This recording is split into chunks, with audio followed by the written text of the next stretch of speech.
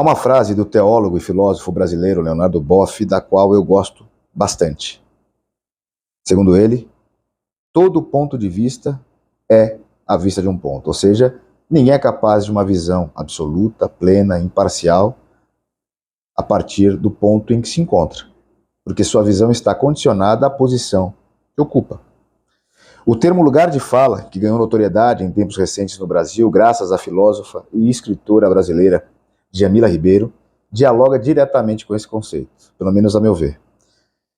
Diz esse conceito que cada pessoa, a partir de sua posição social, enxerga o mundo de um jeito particular.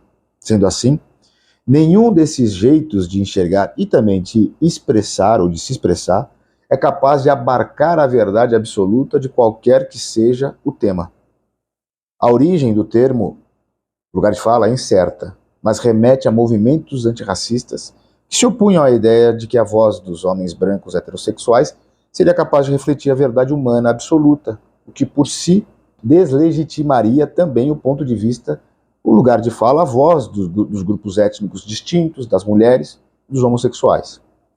Ou seja, lugar de fala significa que o ponto de vista e a voz dos homens brancos heterossexuais não abarcam todas as falas. Assim como todas as minorias políticas, os homens brancos heterossexuais também falam de um lugar específico. Dessa forma, todos têm legitimidade para falar de qualquer assunto a partir de seus respectivos lugares de fala. O entendimento do termo, no modo como a própria Djamila Ribeiro usa, como se vê, é bem diferente da maneira pela qual ele se popularizou no Brasil, onde se transformou num recurso, pelo menos aos meus olhos, de silenciamento similar ao que se conseguia com a ideia de que a voz do homem branco heterossexual era a única legítima. Olha que contradição. A maneira como o termo passou a ser usado, ao menos no Brasil, dá a entender que apenas as mulheres, por exemplo, têm legitimidade para falar sobre feminilidade, que só os pretos podem falar sobre pretitude, que só os homens podem falar sobre masculinidade e que só os brancos podem falar sobre branquitude. Uma das minhas ideias neste vídeo é ampliar um pouco o termo lugar de fala. Numa perspectiva junguiana, a visão de mundo de cada um de nós é fortemente determinada por fatores inconscientes, relacionados não apenas a experiências e sensações reprimidas, o que constituiria inconsciente pessoal, mas também a características ancestrais e arquetípicas, que constituiria o inconsciente coletivo. E essa mistura toda foge por completo ao domínio da razão, né? E é isso que nos expressa, em grande medida, algo muito inconsciente. Isso significa dizer que o ponto do qual se vê, ou o lugar do qual se fala, e diria mais, do qual também se escuta, é bem menos determinável do que tendemos a acreditar, né? É importante ter em mente que, assim como podemos mudar de posição e alcançar um novo ponto de vista, é possível transformar nosso lugar de fala, desde que, claro, sejamos capazes de nos abrir para aprender com o lugar de fala do outro. Mas será que a maioria de nós tem, de fato, essa disposição? O próprio entendimento corrente do que significa lugar de fala, pelo menos a meu ver, não nos ajuda para que a resposta a essa pergunta seja sim. Sobretudo considerando que seu uso, equivocadamente, como eu disse, visa muitas vezes, no meu ponto de vista, silenciar quem enxerga o mundo de maneira diferente. Tanto é que uma frase muito comum dita por aí é: fulano não tem lugar de fala nesse assunto. Todos temos lugar de fala em qualquer assunto, embora seja perfeitamente possível e comum que a opinião de alguém careça de base empírica e cognitiva. Ainda assim, por mais estapafúrdia que seja uma opinião, a censura, a meu ver, consegue ser menos legítima do que qualquer idiotice. Como escreveu o filósofo iluminista francês Voltaire, posso não concordar com o que diz, mas lutarei para que possa dizê-lo em liberdade. A meu ver, então, cabe a quem escuta tirar o melhor proveito possível da fala do outro, desde que, claro, a fala do outro não seja uma ofensa, desde que não se esteja cometendo um crime. Ao defender a todos, em qualquer tema, lugar de fala, não se está defendendo, é bom a gente deixar claro isso, o direito à ofensa. Ao contrário, uma opinião discriminatória, por exemplo, é crime, mas nem toda divergência é discriminação. Nem toda divergência é ofensa, nem toda divergência é crime. Há uma diferença que não pode ser ignorada entre ser ofendido e se sentir ofendido. Por tudo isso, tão importante quanto refletir sobre ponto de vista, sobre nossa voz e nosso lugar de fala, é refletir sobre a escuta, ou, aproveitando o conceito, o lugar de escuta, que, a meu ver, condiciona e transforma a nossa fala. Isso porque, se não estamos abertos para ouvir a fala do outro, provavelmente também não nos preocuparemos com as dores e a vulnerabilidade alheia, e teremos uma fala incauta, impositiva, autoritária e discriminatória, muitas vezes. Considerar que só o meu ponto de vista é o certo, porque apenas o meu lugar de fala, ou o lugar de fala de quem concorda comigo, de alguma maneira, tem valor, é o germe de todo o preconceito. E o preconceito, infelizmente, ou seria felizmente, não tem dono, é um bem público, se expressa de infinitas maneiras. Pode-se, inclusive, alegar preconceito para ser preconceituoso.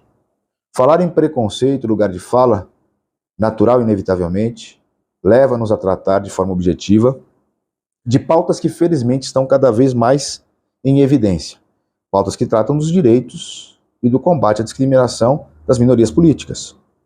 Mulheres, comunidade LGBTQIA+, e os pretos e pardos, assim como outros grupos tão importantes. Há ainda uma jornada enorme a percorrer e não há a menor dúvida de que ela está apenas começando. Porque só agora, em meio a muitos conflitos que estão longe de cessar e crimes inaceitáveis que barbaramente não cessam de acontecer, a fala desses grupos começa a ter lugar no ouvido da sociedade. Eu falo nesses termos porque, a meu ver, a invisibilidade e a discriminação de que se é vítima, antes de ser resultado da falta de voz, é fruto da falta de ouvidos. O mundo simplesmente se nega a ouvir quem fala de determinado lugar, embora seja de um lugar do próprio mundo. Ou será que o mundo se nega a ouvir justamente por isso? Porque fala algo de si próprio que não está pronto para escutar.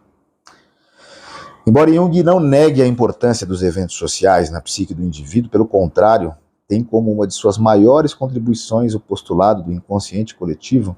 Ele costuma dizer que a psicologia é a ciência do indivíduo. Grosso modo, o processo de individuação, outro de seus postulados, consiste na maneira pela qual o universal, o coletivo, se realiza no indivíduo. Ou seja, trata-se de lançarmos um olhar singular, genuíno, transformador e curativo para os dramas sociais e universais que vivemos no íntimo e, consequentemente, da capacidade de expressarmos esse ponto de vista no modo como vivemos e nos relacionamos. Eu disse há pouco que o preconceito não tem dono, é um bem público e se expressa de infinitas maneiras, ou seja, é coletivo. Denuncia uma resposta inconsciente, denuncia a alienação do indivíduo, a ausência de um olhar singular, genuíno, transformador e curativo. O preconceito que historicamente são vítimas, ou de que historicamente são vítimas em nosso país, as minorias políticas, é resultado dessa consciência covarde que se torna presa fácil da selvageria contagiosa de uma inconsciência negada e negligenciada. Mas se o preconceito é um bem público e se expressa de infinitas maneiras, e por consequência todos podemos ou somos preconceituosos, como impedir que isso ocorra ou como minimizar essa tendência da nossa natureza incauta? Sob o prisma da psicologia analítica, é preciso cultivar com frequência diária e zelo religioso um imperioso compromisso com a autoanálise. Esse me parece ser o único caminho possível para sermos capazes de cultivar o lugar de fala do outro com o mesmo engajamento com que cultivamos o nosso próprio. Só assim podemos distinguir divergência de ofensa, divergência de crime, de discriminação. Para tornar o que eu digo mais tangível, vale trazer um exemplo.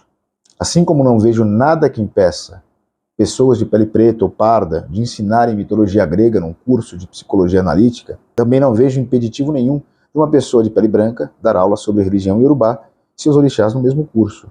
O pré-requisito em ambos os casos, a meu ver, é que os professores de fato conheçam o que estão ensinando. Neste caso, porém, o ensinamento pressupõe não apenas conhecimento dos mitos e dos orixás. É preciso que os professores sejam capazes de abordar esses temas numa perspectiva junguiana. Toda e qualquer crítica ao professor das matérias deve ser provada e se restringir ao aspecto técnico. Qualquer alegação de que, em razão das cores de suas peles, eles não têm lugar de fala naqueles assuntos é, aos meus olhos, preconceito. Não estou aqui falando de casos de apropriação cultural, de uso leigo, marqueteiro, autopromocional e leviano de elementos culturais sagrados a um povo historicamente oprimido. Se for este o caso, a alegação e a queixa, no entanto, devem ser devidamente endereçadas. Deve tratar desse tema, apropriação cultural, né? O que estou dizendo aqui é que não é negando ao outro seu lugar de fala que legitimaremos o nosso. Nossa voz terá mais valor, a meu ver, quando nossa escuta não for discriminatória, quando nossa fala não for opressora. Nosso lugar de fala terá mais legitimidade se antes formos capazes de escutar os nossos próprios preconceitos e desarmá-los. Bom, esse é um tema delicado, que texto ou fala nenhuma dá conta por inteiro, mas não é porque somos pequenos demais para os temas universais que vivem em nós e não podemos abordá-los sob o nosso sempre limitado ponto de vista. Se você gostou do vídeo, convido a assistir outros que podem ser encontrados no perfil do IGEP aqui no YouTube. Se não gostou, há outros vídeos dos quais talvez você goste. Enfim, acompanhe o IGEP nas redes sociais.